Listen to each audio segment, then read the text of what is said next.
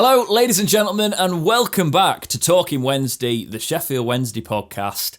This is not the pilot. This is the first proper episode, but it's going to be episode 2, just for continuity's sake. I want to say a massive thank you for a combined, it's only been up a few days, but a combined 1,000 plays on the first episode of Talking Wednesday, which is awesome. I didn't expect that. It's not even come from outside sources. It's all come from traction to the channel from our community, which is awesome. Bit of housekeeping. We are now on all podcast services. Most. Well, you can get us on all podcast services with the RSS feed, but if you've got Google Podcasts, if you've got Apple Podcasts, if you've got Amazon Podcasts, you can now basically get our podcast on all those services. We've distributed them to them all. You can even talk to your smart speakers and say, play the Talking Wednesday podcast, and you will hear our podcast through those services, which is pretty cool. I am Dexterity Box. I am Punk Chef 41. Between us, we've both got a combined Wednesday channel, really what it is now for both of us. Yeah, so what it is we both do videos, but the Talking Wednesday podcast is a collaborative effort between me and Jake. Jake will be on most of them, 90% of them, because he is the co-host. If we have like a special interview where it suits a one-on-one, that'd be the only reason Jake wasn't on. But mostly, if we do have interviews and guests, Jake will be on that with me as well. So just a note on how you can support the channel. We've got, and this podcast especially, because we're going to be funding it. Well, I'm going to be funding it for the next year at least. But if you want to help fund the channel and fund this podcast, go over to youtube.com/dexteritybox, where there is memberships available, and any sort of support tier on those memberships help massively towards running costs and things like that. So that's the housekeeping out of the way. How have you been, Punk? All right? Not too bad this week. As you can see, we decided to redecorate the room and then realise you can't still get things, so welcome to my life. I have noticed that you've been using a green screen for quite a lot of things as well. Covered up a load of sins, and to be fair, the green screen was it was a steal on Facebook Marketplace. It was the El Ghetto ones. Instead of being 140, I went for 120, so I was like, I'm having that. Yeah, no, fair. No, I get that. I've had the green screen for ages. I just never put it up because I can't be bothered, basically. How are you, man? But yeah. How's your week been? All right, yeah, I've been mainly just trying to get things sorted for this channel. We've got a lot of cool things in the pipeline, some stuff that's going to hopefully be happening in February as well, because I did make a point of trying to make Dexterity Box a little bit more active this year. My schedule is a little bit all over the place just because of the way the world is at the minute, but it does mean that I can work through the night and not really sleep and just make sure we actually get some stuff and get some ideas going. Also, if you are watching me looking over this way and not looking directly in the camera, this is obviously mainly a audio podcast because it's a podcast. We're doing the video element to it, but I am looking straight at Punk. That's why I'm looking differently. But I know a lot of people really enjoy the visual experience of podcasts. I know I do, especially in lockdown. So we're going to do it that way. And if you see me looking that way, it's because my show notes are all on that screen. Yeah, exactly. Oh, yeah. Also, I know somebody said last week that we were a little bit too professional with this. This doesn't seem like the way forward, which was funny. We've gone even more professional now. We've actually planned this. Let's put this right. We, as in James, planned it. I lobbed all the show notes into Google Drive and he went, what the hell's that? And did this whole running order. And for me, this is lovely because I need to learn this stuff. James has done podcasts before. I've done bits of YouTube and podcast stuff, but I've never been able to get this bit side right. So seeing someone know how to organise it is like my brain just going, ooh, this is new. Yeah, I say that though, but we're trying new recording equipment today, so this might be the lost episode. We might have to record this again, but we'll see what happens. We've got a fancy document with all the running order.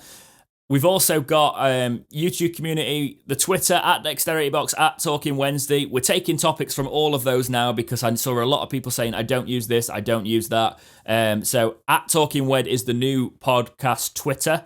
And at Dexterity Box is also where I talk about everything to do with the channel as well. And Jake is there. Not so much the podcast, more a case of promoting his videos that talk about everything we're going to talk about in the podcast a couple of days before at PunkChef41 on Twitter. So, find us there. Didn't work that one out, did it? Well, it's a case of like, I think we're going to have to come up with a cut-off date. Once the doc is sealed, no videos until the pod's recorded, because otherwise people are going to be like, you've literally just spoke about this. But we've got plenty to talk about today, luckily, because we are in a transfer window. We're also in a managerless window. I was trying to make it fancier. Yeah, we've got no manager at the minute. But put it this way, if you have the ye-old thing that I think would be awesome if you had transfers of manager during January and the summer, that's basically where we are now. No, yeah, pretty much. But yeah, we just thought we've got a proper running order to the show. We take all the feedback from you guys and we put your community questions in. Sometimes we'll weave them through if they're relevant to the topics we're talking about. Sometimes we'll pin them to the end if they're just top-up questions. So, the first item of news today that I really want to get into is something that's not been discussed that much. It was just an article that came out a little bit, and it's about a championship salary cap. So this article is from the Daily Mirror, and the headline is Championship set to reject 18 million salary cap for the next season, with almost half the clubs now opposing proposals amid the claim that one finance director found 30 ways to cheat them. So the clubs have sent a letter to the EFL, and another quote is, plans for the new £18 million salary cap in the Championship next season appear to be dead in the water. The authors of the letter also said that they had seen a document that indicates those in the second tier could receive between 18 million and 24 million from the top flight following the project big picture review, rather than the current 8 million. It added, many of the financial problems in the Championship arise due to the chasm between our division and the Premier League. However, instead of helping, a salary cap model will only create a larger chasm. Yeah. So, I read this and it's difficult because being a fan of a club who has obviously reached the bad end of financial fair play and knows what the EFL can actually do in that situation, feels like it should be under control, but this is way too late. There's no way a salary cap will work now. And I do feel for clubs in League One because that chasm's going to be there, but a chasm between the Premier League and the Championship does already exist. I agree with those clubs there, and it would just get ridiculous, in my opinion, if you capped the Championship now, because it would be a case of, if you're going to keep the parachute payments in and everything, you're gonna still have that clubs bouncing straight back up, and the article does go on to say that a little bit more as well. You are just going to have the same clubs getting promoted and relegated, and it's going to take an absolute miracle like Leicester winning the league for clubs to even get promoted out of the Championship. Just seems a little bit weird to me. I have the issue that if you're going to do a salary cap, you then don't have parachute payments. You make it fair across the board. But the problem is with the parachute payments is they're having that to kind of give them the money that they wouldn't have for being in the Premiership to set themselves and going forward. And it's already seen in League One and League Two, there are clubs who are already dismantling nearly half the team this January because they can't afford it, because they can't do the salary cap. If you put a salary cap on some Championship clubs, I think realistically we'd be okay. I think. But you think of some of the smaller teams, it would demolish them. Like, I understand them trying to do it, but it's too little too late. This should have been brought in when they were doing financial fair play, because financial fair play had been shown it doesn't work. What's the point of having it? You can lose this much, like we did. But then when they first poured it out, it was like, we're doing financial fair play to let clubs stop going out of business, so they're still in business. Well, since then, Bolton near went out of business, Bury went out of business, all these big clubs or little clubs, and then the Bury one's interesting because they didn't even do a fit and proper testing because they got it through that quickly. If you there's no consistency there. There's no consistency, and just now going right, we'll put if you're gonna do this, you might as well just have it that the Premiership is treated like the NFL, no relegation, no going down. And that's what they wanted, isn't it? Because they wanted like a European Super League they were talking about, where there'd be no relegation or promotion for the next 15 years or something stupid from it. And it was a case of just clubs securing they were going to become the world clubs, and the clubs that would never be able to be touched. And it'd be a different sport in a way. It was just going to be a franchise. It would just be franchise FC. And that's all it would be. I think for a lot of football fans, and there's nothing wrong with this in general, but because there's so much money that doesn't come from the Premier League now, and it comes from leagues around the world, and it comes from foreign investment in the Premier League, that a lot of fans who haven't grown up with English grassroots football don't realise the importance and the history of the game, which is kind of like a detriment of its own success, football, in a way, because we remember it from grassroots and it coming all the way up and football being invented in this country. But people who've sort of jumped on football in the last 50 years who are now spending a lot of money on it, there's generations of people growing up that are experiencing football as this thing, and they're like, well, why can't it be a franchise? Everything's going that way, and they don't realise the history behind it. And I think that football loses that aspect, because the one thing about watching football, especially if you're even in the position we're in at the minute, we're in a relegation battle. Yeah, we don't want to, but it makes it interesting. You look at the Premiership this year, it's that top six is so out of the ordinary what you see. It makes it exciting. And I think if you start doing things like this, you're going to lose that excitement factor. And how does a Championship club then go after, say, a player, say a Leicester City player's been not doing great, but he wants to play 13 football, but he come to us and said, we want you, but you can only have this much because this is only how much we can give you. You can only be like, well, I'll wait for a Premiership team to come get me. You're not going to have that anymore. No, right, here's the thing. I think the whole thing, this was kind of dead in the water at the start. It doesn't seem like anything that would ever get passed in the current climate. And also, I just think financial fair play in general, personally, is flawed. Yes. Because it's actually, weirdly, right, the thing that gets thrown at Chancery a lot is, we don't even own our stadium, it's leased, it's all this. He wouldn't have had to do any of that if financial fair play wasn't so stupid with its loopholes. He could have just chucked all the money at it. If you've got owners that want to spend money and look after the club, financial fair play actually stops them doing that and actually puts them in more danger by leasing all the assets, and having to sell things off and do it away just to balance a spreadsheet, That's the way it currently works. So you've got owners with money that can't spend money. And this would just go further down that route. I think the whole thing needs to be scrapped, to be honest. Because the argument is it protects clubs, but as you were just saying, it's not protecting clubs. It's doing the opposite. Get rid of it. And the other thing that I've got is I'm seeing all these Derby fans getting really excited about being taken over.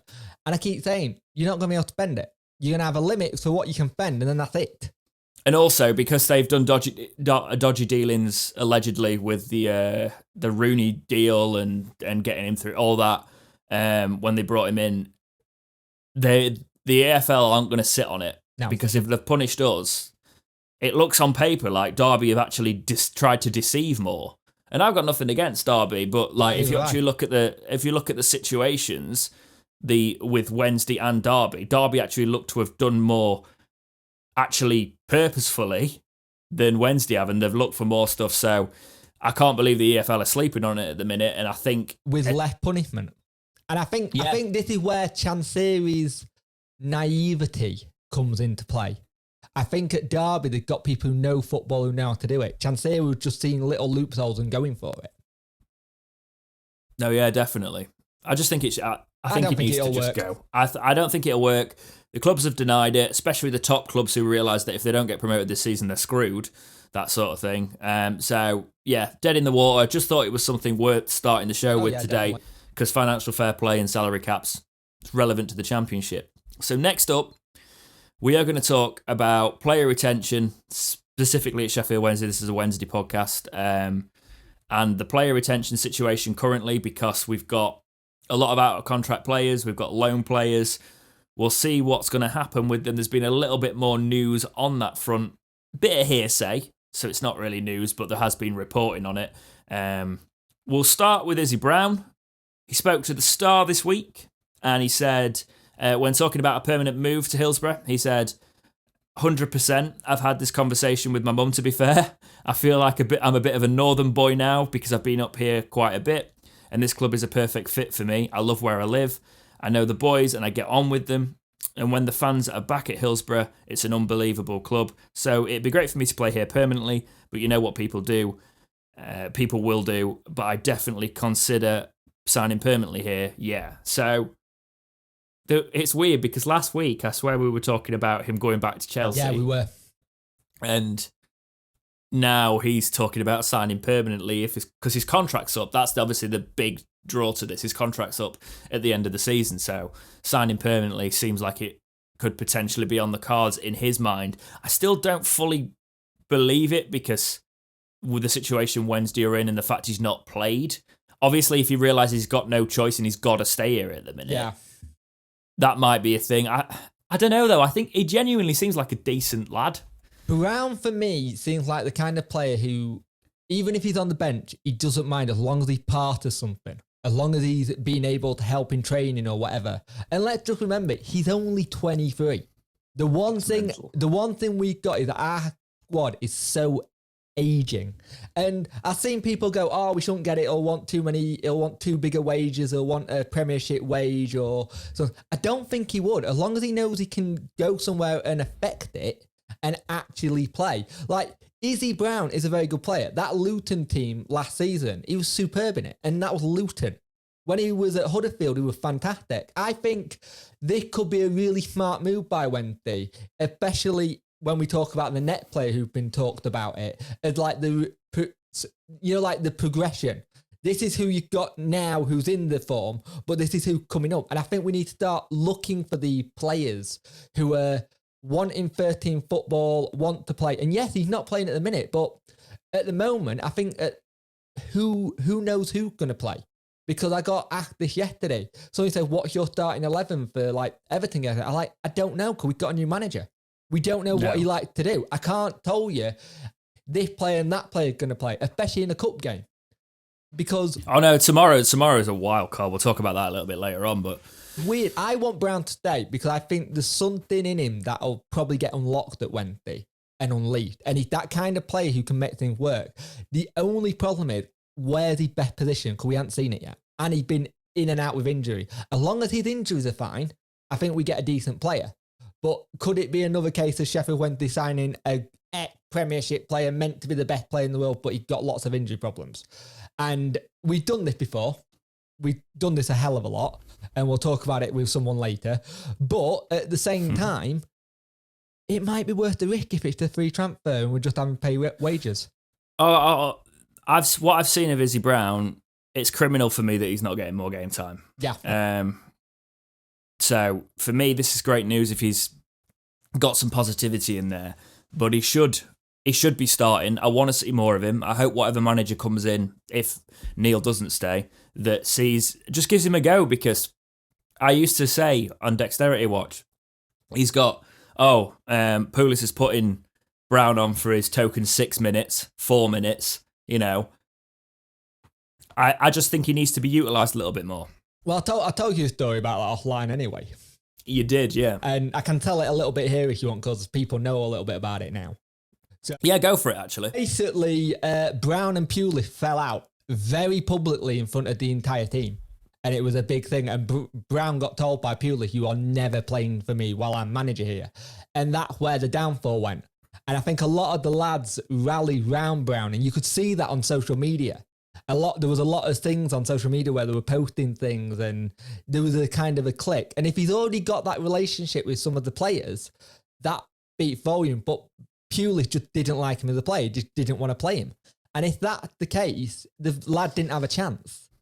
And I think, for me, Brown, even though he had that kind of relationship with that manager, the fact that he was still going into training, working hard, not down in tools, he didn't pick phone up and go, right, Chelsea, just bring me back, he's not playing me. Like, I'll try and get in, I'll try and prove a point. And I think a player like that, I'd rather have than somebody who's just like, he's not playing me, I'm just going to do nothing. Do we know how early in the Tony Pulis manager appointment this kicked off? 4 games in, I believe. Okay, cool. We're obviously not gonna. I'm not gonna grass your sauce out, but it does stack up with the Chansiri interview afterwards, talking about the results aren't good enough, but it's also a case of I think he actually. Some people will say I'm giving Chansiri a bit too much credit here, but from the way it came out, it's almost like you could look at it from a perspective of maybe he was shielding the players a little bit, and the players were like, "This is not cool," and they were defending Brown. And apparently he lost, as you said from your source, he lost all the players at that point.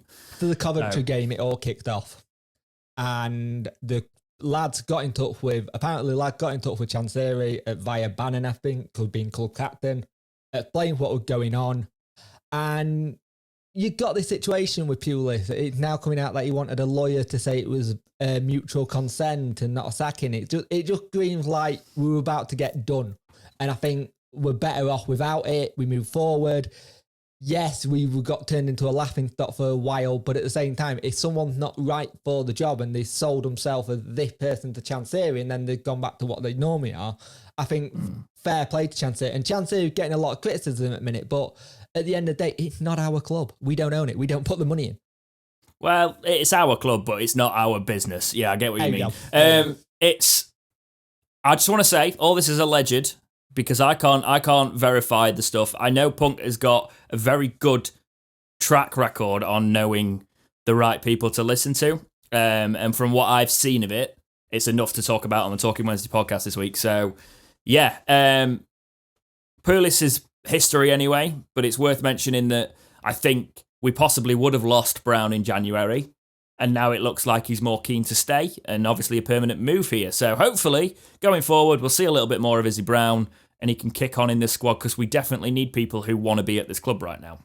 I think the problem is he's in a position where we've got a lot of players in there as well. It's like, who do you not play? Yeah, well, look at midfield as well, and you've got Dele Bashiru, who's talking about wanting game time, and he's not played.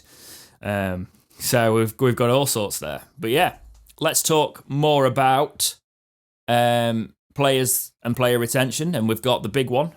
We've got Barry Bannon. This is the controversial one as well, because there's so many different sides to this. All right, okay. Let me read the quote, and then we can get into that a little bit. Okay, so what I've taken is Barry Bannon's in the last year of his contract, and on the Wednesday Twitter, he says, I've made it clear I want to stay at the club. I want to be here, and hopefully we'll have good news in a few weeks. We are nearly there. So, before the start of the season, there was stories coming out that Barry Bannon wanted to be backed in terms of club ambition. So he wanted to see transfers come in. He wanted to see us actually give it a go, despite the current financial situations, if he was going to sign a contract. I think my side of this is Barry Bannon. Oh, if there was a cut in this, it's because I'm dying now. It better not be COVID. Right, so Barry Bannon, at the start of the season, said he wanted to be backed. I think he probably always wanted to stay here because he realises he's not got that long left in his career, and that was his way of pushing Chansiri a little bit more. But it seems to have worked with the likes of Andre Green coming in. He seems happy with that. It doesn't seem like the ambition I would want backed in this situation, but it's looking more likely that he'll sign the contract now. So, go on, you said there's some controversy. Yeah, the controversy with the fan, because there's a load who are like, yeah, Keeping is fantastic, he runs our midfield, he's brilliant. And then there's people who are like, well, he doesn't do anything. And he doesn't do anything, he doesn't do enough, he's lazy, or we need to start afresh, he's in the old school, and it's that kind of thing. I understand both sides, but Barry Bannon, for me personally, I think we can both say that we're both huge Barry Bannon fans. He does do the business, and he's got a wand of the right foot and a left foot that can just split defences. And the thing is, I understand both sides, but it's all well and good all these fans saying, oh, we should start again, but then you've got to try and get someone in to replace him. We've seen when we don't have a Barry Bannon in the team, we are awful. There is no creativity. There's nothing. everything then had to find a new route. If Barry Bannon signs a new contract, it's fantastic. And I think he's also got a bit of loyalty to Wednesday. Because we went and got him when no one else did. We had him on a 6-month contract to start with from, was it Palace he came from? Yeah. Where he wasn't playing, he wasn't in anyone's plans. He came to us and he was a revelation. And then at January time, he signed a new deal. It was similar to Hutchinson at the same time. And I think Barry Bannon's very grateful for Wednesday coming and getting him. And if the rumours are true that he's had places, offers and stuff beforehand, and then he turned them down, it just says it all. And it may not mean that much, but he's only just moved from Birmingham to Sheffield to be close. Oh, is he actually? I didn't even know he moved. He's actually moved. Now in Sheffield. Oh, he's here then. Yeah, that's fine. I want to see more of that developing. I was never the one that got on Bannon's back. I think he's always been the ideal player for us, the kind of player I want to see at Wednesday. And it's only a good thing. It's only positive that if he signs a contract, don't need to go into this and drag it out, to be honest. We will talk about it next week. Hopefully, it's all done and dusted. We've got an update. Well, yeah, like you said, it's difficult at the minute with the whole pandemic and Yona being overseas. You can't just sit down and do it whenever, like you normally could. You could just go into the office, get it all dusted, done. The only reason I know he's in Sheffield is because one of my mates follows his girlfriend, and apparently they had something. That's illegal. They had something from... you're not allowed to follow people. No. You're not allowed to follow people's girlfriends. They had something... Well, they know him. She knows her, so it was one of those things. But they had something come through the post, and it was something from Royal Mail, and it said, Barry Bannon. Right, okay, fair play. No, decent. That's a little bit on the side of stalkery, but we'll move on. Okay, so this is going to be a really quick topic, just because the manager situation is ongoing at Wednesday. You had a little bit of info about liking tweets and a bit of drama. Yes. Please do tell. So you know how we got the new advisor, Eric Alonso, I think his name is. So we got Paxo and he got Alonso bloke. Well, he's been liking tweets from people mentioning cooking, and a lot of them. And it's like anytime someone mentioned it, there's this little like that popped up. I'm like, that's kind of interesting. So I don't know if it's him doing it or the company he worked for doing it, but it is interesting that he's not liking any other ones like the other people who have been linked with the job. They all seem to be down. And the odds are still between Ivic. Is it Ivic? Ivic, that's probably not how you say it, and Cook. So the fact that he's liking Cook tweets is interesting. I don't know. I think it's one of those hearsay things where they might have been talking about it and it's dead in the water, or it's something that's ongoing. From what Cook said in the interviews, he seems like it's done. But you don't know if that's him trying to push it a little bit, use the media to his advantage. It's a weird one because I've heard we might have a manager by the end of the Everton game. That's where he might make the appointment. But that's also hearsay. Cool. The people who have said it I trust, but I also had the thing where until it comes on the website, you don't really want to speculate because that's all we're doing at the minute on everything. It's speculation. Also, if you are a notable source, feel free to email talkingwebpodcast@gmail.com and talkingwednesdaypodcast@gmail.com and drop us some information. We do check stuff, but we also report on rumours. I can usually tell when someone's being an arse. So if you want to anonymously email off a burner email or something and give us some information on anything to do with Sheffield Wednesday or any stories, you can write in that way as well if you're trying to keep a little bit more anonymous. I can't speak today. No, great when you're doing a podcast. I can't speak today. And I used to do this, well, I still kind of do this for a living. So I still can't speak. Wonderful. Yeah. I wanted more. I thought we'd have a manager-focused episode today, but that'll probably be next week. Yeah. So what we'll probably do is when the manager gets announced, we'll do our own videos going into sort of like as we always do, going into sort of like the surface of things, and then we'll discuss our actual thoughts more informally on the podcast. If you haven't noticed on the videos, it's actually normally quite funny when me and Dex try and get videos out because either one beats the other. And it's like we have this little competition who's going to get out first. And it all depends on who's got them. Well, it's usually you because I cut mine and edit them and do the big fun sort of like, let's mock it. Yeah. And you do I'm going to put the camera on, talk to the camera, and then have it straight out. So I don't know if you noticed, I stopped caring, and I just started like uploading whenever. I usually try and get them out fairly early. I try to get mine out quite early because I'm used to doing that. But the thing is, the problem is though, you should take time. I'm giving you a lecture now. You should take time to sit and absorb the facts and make sure you've got all the facts and you're not just off the cuff. But I also have the other thing. I have to edit out a lot of fits. No, that's true. But the last time I did it, where I had to edit and do it kind of like properly and stuff like that, and I didn't do it like I did it, like you said. 56 fits I had to edit out, and it was only a 6-minute video, but on the actual recording it turned out being 45. Well, I don't have to do that, but I do have to be funny. So we're looking at problems. Mine are probably a little bit more first world punk, let's be honest. Right, so moving on to transfers, the juicy little segment, which I've just called a segment juicy. Let's scoff over that one. But we will start with the big links of Hutch, and that's Sam Hutchinson for the uninformed. And this comes from Football League World, and they say Sheffield Wednesday caretaker boss, even, got to quote them right, Neil Thompson has revealed that he has been in touch with Sam Hutchinson, although he wouldn't say how far an advanced deal is.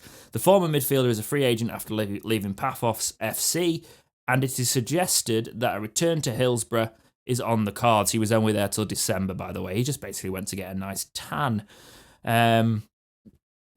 So Neil said, I've been involved in some discussions, but in terms of transfers and naming individuals, it would be amiss of me, good word, to do that at this stage. If we do make any more signings, I'm sure you will be the first to know. So he's basically saying nothing. It's also worth mentioning that Bannon yesterday, at the time of recording this podcast, was put on the spot and was asked about Hutch. And he said he'd be what we need. He's a winner. I mean, we didn't win a lot. We didn't get promoted, but I get what he means. He's a fighter if he wants to be at the club. Your thoughts? I thought it was a very weird one, actually, being linked with him again, because this is very much in the school of, I think we're going a little bit backwards with it, because I'm all for bringing him in and stuff, and if it then he goes on to be a coach, then while playing, fantastic. But how old is he now? Is he 31? 30 odd? Ish? Yeah, he's in his 30s. Yeah, and I understand the idea of going for someone who's proven at the club, doesn't need to make that like repair with the players and whatever. He doesn't need to like, kind of like get to know the league. You don't need to get to know where he lives because he's been here. But at the same time, I feel like it's a bit of a backward step. I'm not saying I wouldn't say no for him coming in because he's very good. And when he does play, very good. But what's his fitness level like? Because we did have a period where we didn't have him in the squad for ages. And then he was back in, out. You know what I mean? I'm indifferent on this one. I'd have him back in, but he's not essential. So I also, just so you know, if you're watching this on video, you'll be able to see I'm dying today for some reason. I've got a massive dry throat, so that's great for when you're recording a pod. I think it's just it's that time. It's really cold outside, so everything's collected in the room. But yeah, Sam Hutchinson. Now I can actually get my speech out a little bit more. He's one I'm either way. You know, if he will improve morale and he was a good character to have around. Cool, but he was also frozen out by 2 managers. I always saw him as the next captain. I always saw him as being the next Wednesday captain. Yeah. Kind of thing. But the only issue I had there is that he wasn't always fit. He's got biscuit knees. Yeah, and he's got a glass back as well. Yeah. And he's admitted that, he's come through a lot with that, and I really like Sam Hutchinson. And to be fair, he did have a massive falling out with Gary Monk. Do we know what that was about? Let's just get the drama out here. I think it was basically he wanted to play, Monk didn't want him to play, and then he just went, all right, fine, if I'm not playing, see ya. But also, interesting one, Newhugh's now not playing at his current club in Cyprus. And he might need he might need the money soon because he's about to become a daddy. Is he? Yes. Jesus Christ, you actually do your research. Okay. Cool, yeah, no, I'd have Newhugh back as well. We're in a state of just needing players at the minute. And we let all our decent ones go and didn't bring...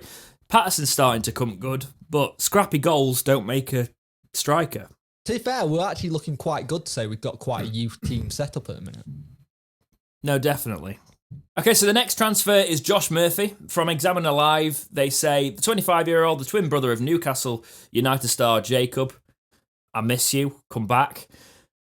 Just really miss her. What's that meme? I forgot the meme. Let's carry on. Who enjoyed a productive season-long loan with the Owls last year has fallen out of favour at Cardiff City Stadium. Has often... Yeah, okay, that's written interestingly. It's not Jacob who's fallen out of favour, it's Josh. He has often struggled for consistency and to hold down a regular starting spot. Murphy, who has made 15 appearances in all competitions this season, but mainly as a substitute, has fallen behind Ojo, Wilson, Hoylett and White in the pecking order. That's quite a way to fall, especially for someone I rate. I think he's decent. So, what do you think? Only issue is they just had manager change, haven't they, Cardiff? They just got rid of Harris and got Mick McCarthy, so that could throw a banner in the works. But that's true. But I'd take him if we can get a deal sorted, if he wants fun to get someone else in. But to go, like I said, falling behind that drastically is not great. And he very much plays like his brother. They're both very similar with how they play. And hopefully, Jacob, can you push him in the direction, say you loved it here, because you did want to sign at one point. Well, I think he would, surely. Yeah, I think he'll push him. It'd be good. If what we need, and a lot of these that have been on what we're looking at, they're pacey, and that's what we don't have. We have no pace in our team. If we link back to player retention, right, the reason I want to say this is we're about to look at another winger as well in a second. But I think this means Reach is off, especially with signing Green as well. I think this has got to mean that Reach is not signing a new contract. He's not looking happy at the minute either. If you see him on the pitch, even when he scores, he's kind of like, he knows this is the last season. He's doing his job. He's a professional. I like Reach. I'm just annoyed that he's going. It does look more like the players we're looking for. It looks like he's going to go. How bad does it sound? And we said it before that both our two most expensive players that we signed for the club are both going to be free transfers in the summer. Yeah, ever record signings, and yeah, it's just the way it's happened. He's stuck with players that he shouldn't have, and that's fair. But apparently, Rhodes is our fault. Yeah. Also, yes, we both have applied for that supporter thing, and I think it's today, isn't it? Yes. So we're not on it, despite like having more audience retention, not on the podcast specifically, but on the channel, having more Wednesday fans active in my comment section. We're not getting a look in again. So we'll try again. It's traditional media lines, isn't it? All of that. Even though I've worked in traditional media, we don't go through the channels, but because they did this, we thought they might be a little bit more open to it. There's definitely not a voice of our audience, we feel, so we thought we'd go for it and go down that line. But we both individual channels. We went with the podcast, and I went with my channel. Yeah, exactly, and neither went. I thought the podcast would suffer thing, but maybe if we called it a trust, we'd get in. Should we call it Talking Wednesday Trust? Yeah. And then we'll. I do think it's a weird one though, because a lot of places see the word YouTube channel and they automatically go, "Oh, you're just a kid." It's like, no, I've been doing this for a while and I'm in my 30s. Well, that's the problem. A lot of traditional media are scared of it, right?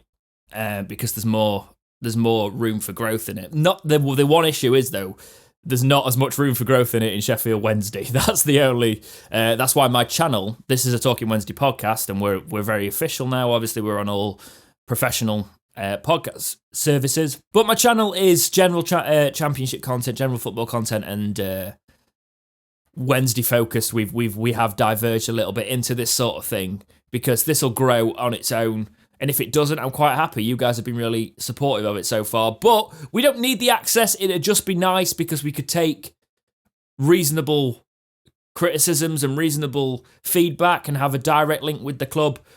But I guess also this means that we, if anything, not giving us access means we're just going to be a bit louder about things because we know there's no sort of, there's nothing to lose. And you've got to remember that a lot of people do fear for their access.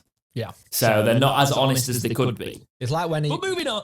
It's like when you said if anybody wants to come and do something anonymous, fine. Exactly. There've been bits where I know where people can. I like your channel, but I really want to tell you something, but I don't know if I can. It's like, well, it's up to you. Whatever happens, you're not going to get your name out there.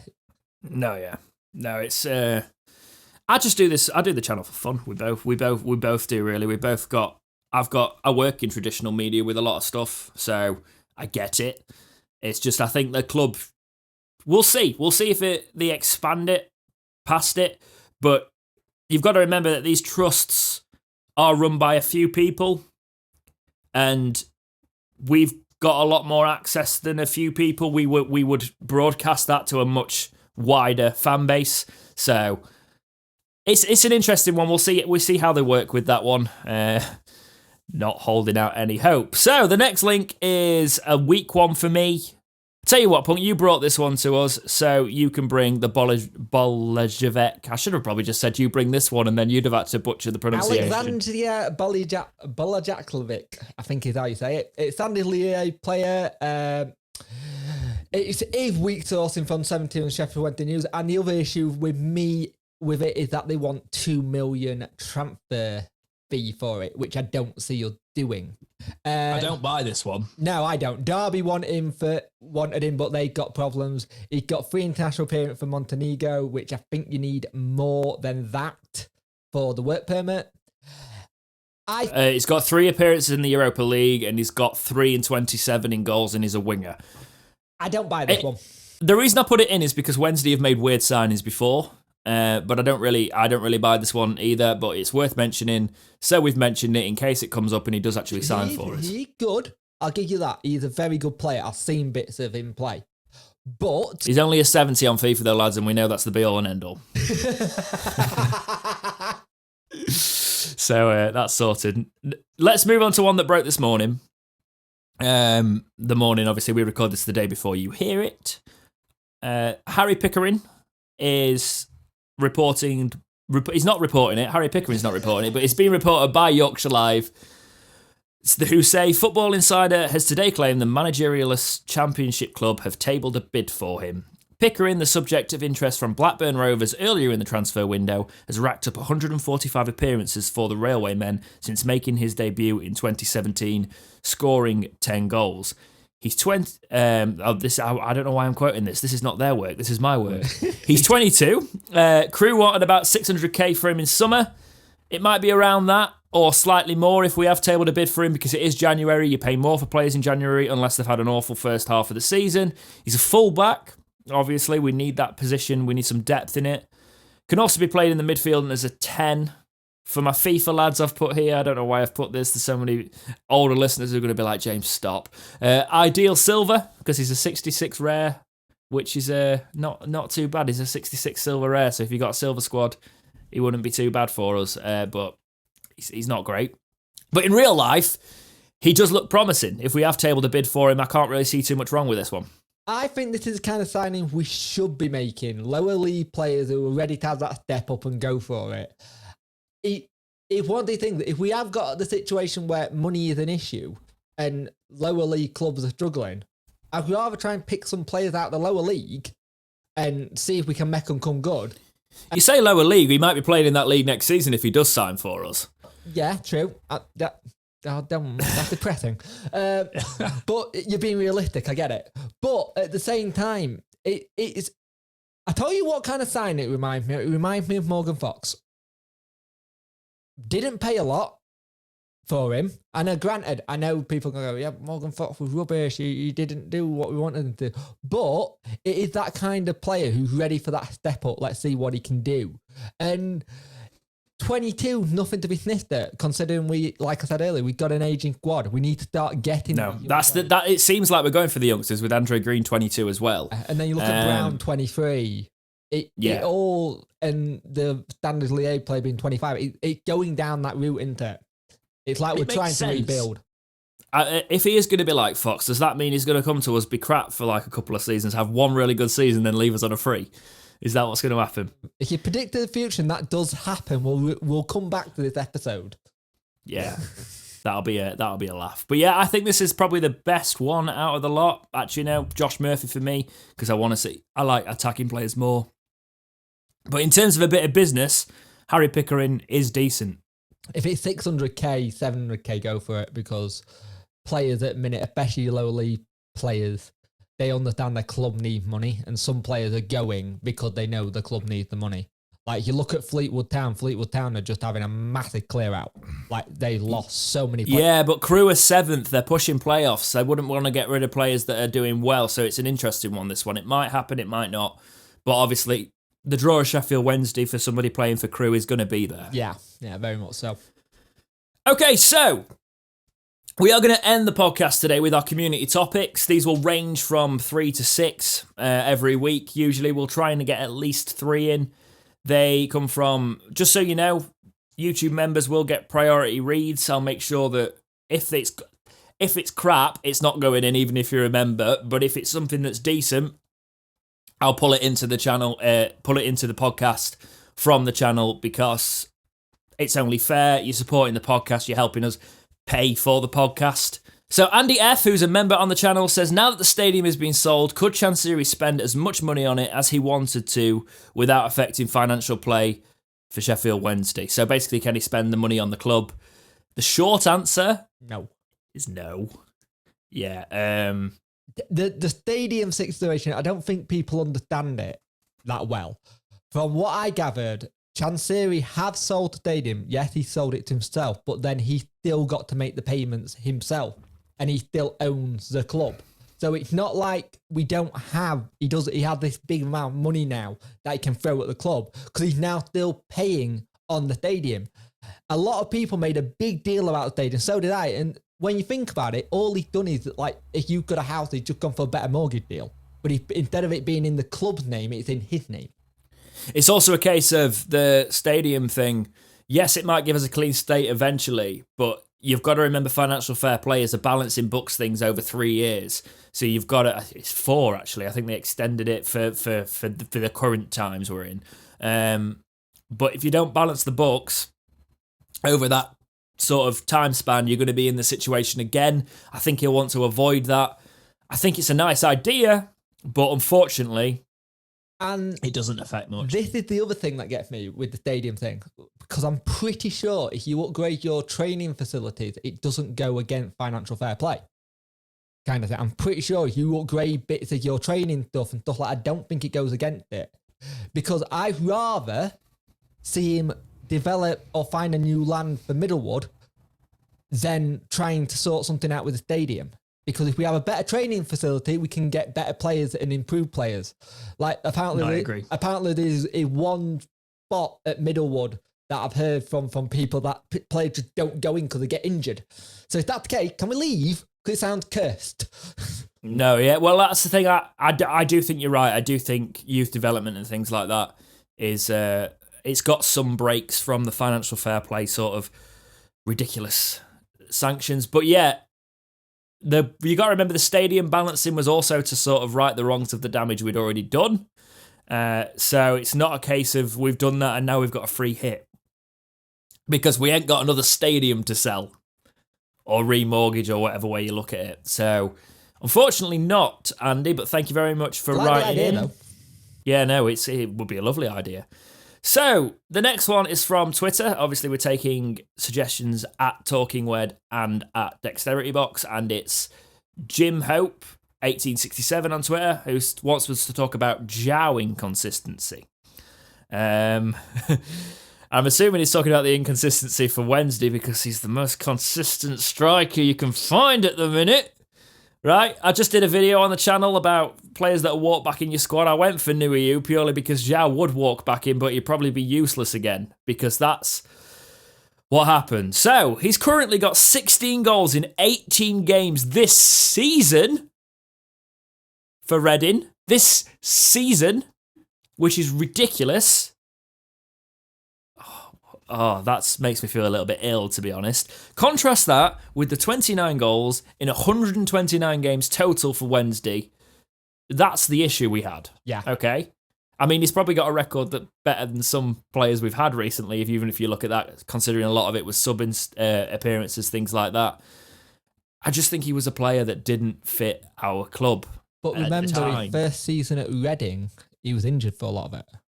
Yeah. In his first year, he was injured. And everyone going, we can see why we sold him. He's always injured. And the thing is, some players hit their form the older they get.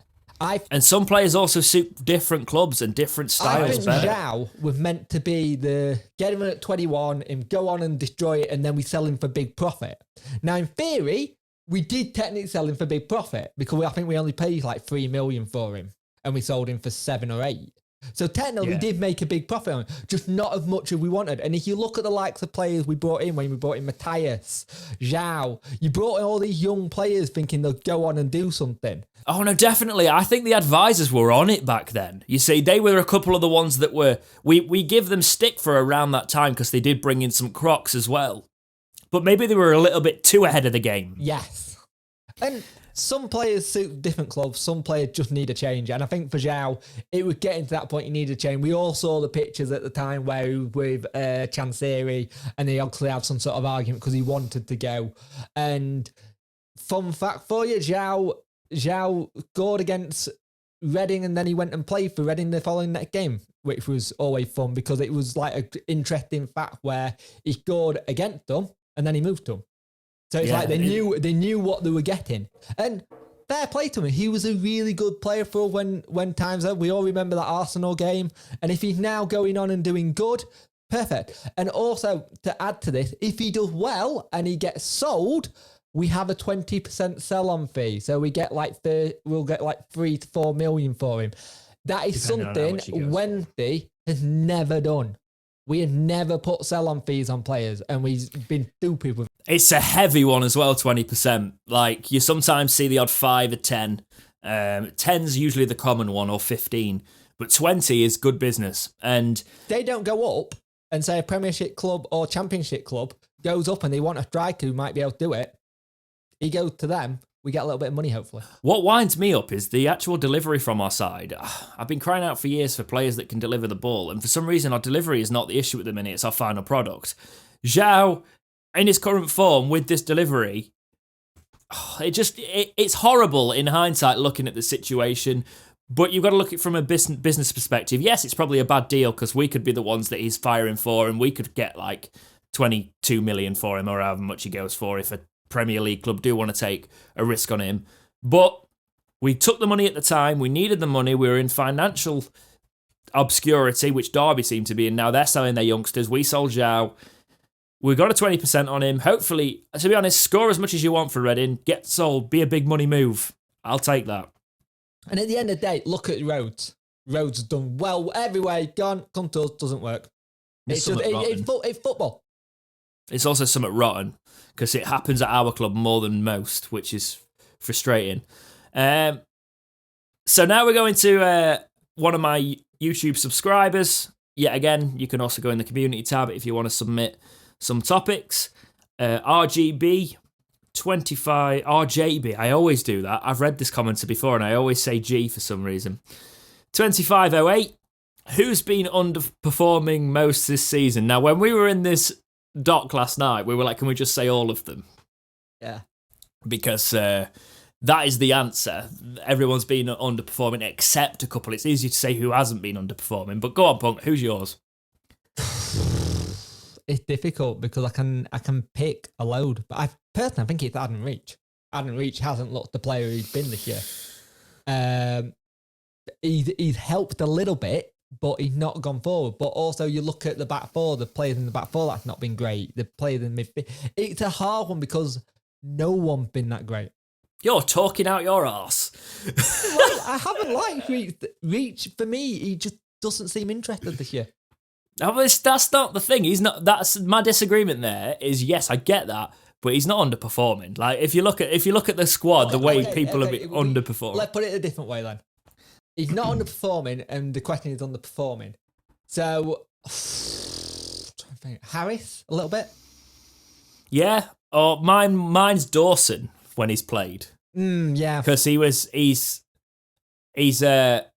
cost us a lot of goals. So if I had to choose the player that was underperforming most when he was performing, obviously before he got taken out of the team, managers agreed, but was Dawson. At the same time, with Dawson, he didn't either. I don't want to say kind of like yes, but then he didn't have settled back four in front of him. We hadn't had a settled back four all year. So you could actually say just the entire defence have been underperforming to a point. Well, we're in the relegation spots, lads. So there's and you know that's where we are. And I already held my hands up, and I got criticised when I said Josh Windass didn't have pace. I've always said he had pace now, and he did. And it's one of these things. We all have different opinions. We all see things differently from other people. So I'd like to know actually in the comment section for this YouTube video of the podcast what people or the podcast comments if they're available. I'd like to know what everyone else's is. Yeah, and we'll have a chat with you where we can on that one about it. So you can get your topics in like that. Also, if you are on YouTube, please fire up a podcast app or something, Spotify, anything like that, and leave us a nice review because that really helps new podcasts out. If you give us like a 5-star review, I mean, you don't have to think we're 5-star, but they help. And they actually just shoot us up the rankings and things like that and get us a little bit more in terms of listeners, which means we can just keep the pod going for longer. I've just called it the pod, get in the bin. But yeah, it means we can keep it going a little bit longer, all those sort of things. I want to keep this building. It's been a lot of fun. However, there will be a few cuts in this one today. I'll have to have done a little bit of an edit because I have been dying for some reason. I'm just sat in this room, dry throat, so I apologise if that's been a little bit noticeable and I wasn't able to edit it fully out. Hopefully next week I will be a little bit back on form. Any closing thought? I've missed a topic. And I've not even put it in the thing. So I've not put, this is the professionalism, I've not even put it in the document. Oh no, I have. Upcoming, Everton, Coventry, Preston, kind of the most important bit. I missed it because I've not put it on the big version of the document. The professionalism, right. So Everton is the night of the day this podcast goes live. I don't have a clue. We'll see what happens in terms of that. I've not really got many thoughts on it. I have done the preview and I got invited onto an Everton fan channel to put my point of view as a Wenty fan, and I basically said I'm not really bothered about the cup. If I'm honest, I feel like we could get smashed, but he turned around and said after how they played against Rotherham, it could be anyone's. Because they didn't play well against Rotherham. He said, if Barry Bannon can ping the balls into the space when they're getting attacking, you got a chance. And I'm like, that's great. But the other thing with this game, Everton and us, we both not played game because we both had outbreaks. For me, this is the worst kind of fixture we could have after that, because if we do get battered because of just the golfing class, then it kind of resets that form mentally. Yes, you look, it's the Premier League club, it's not the league. But there is still that in the back of your mind if you take a battering that you've got to then try and pick up your form again. So I don't think it's an ideal fixture at the minute, but we'll see what happens. I don't think I'm doing it in Dexterity Watch for it just because of the way it's timed, because it's on BT as well. So I will be doing it on my channel to use the way I do it, where it's just a review afterwards. The review after, yeah. Dexterity Watch should be back for Coventry and Preston, though. I'm going to treat you to 2 for that. So if you're just a podcast listener, you don't know what Dexterity Watch is, go to the Dexterity Watch YouTube channel. We sit, we have a chat, we watch the match. Well, we watch the match. I don't show the footage because that's illegal, but we do a watch along. And yeah, I'm one of the only people who does watch alongs that doesn't put the football shirt on. I've just realised you're wearing a Wednesday shirt, so apologies. But like, we just sit. I just realised that though, because I was looking around to see what else was out there for guests and things, and I was like, everyone wears a normally football puts shirt. a football shirt on, yeah. Yeah, I'm just not that guy. So the ones I've done where I haven't worn one, it's mainly because this room is so sodding cold, so I'm like got loads of layers on. No, fair play. Coventry Preston. So there are our league matches. Coventry is the Wednesday night, not the Tuesday night, isn't it? I believe. And hopefully it seems not too long ago we actually played Coventry and all that. Was it the last game? No. Derby was after Coventry, wasn't it? Let me have a look. But yeah, Coventry was where all the stuff with Pool is kicked off. Sorry, you're right. So this is just a different. The way the fixtures work sometimes is they can be in the space of a month. They know how we play now. I guess that's one thing to say. So, but then again, we don't play. They don't know how we play now because we've got a different manager and we actually play a little bit more attacking. So I'm quietly confident for the Coventry match if we manage to maintain our form going into it. The Preston one, I always worry about Preston because they always seem to do us. Preston are one of those ones that always seem to do us, and they're always that kind of team that have got those players that wind us up. And also remember, was it the Preston game that Patterson got? We all know what game. Oh, fondled, yeah. It was the Preston game, wasn't it? Yeah, it was. So we got that tied into the mix. Return of the Predator. Right, okay. So yeah, that's going to be it. That's going to be an interesting one. Positive, James says 4 points. Negative says 2. I'd say negative, possibly 1. But positive, I'd say we could get some out of them.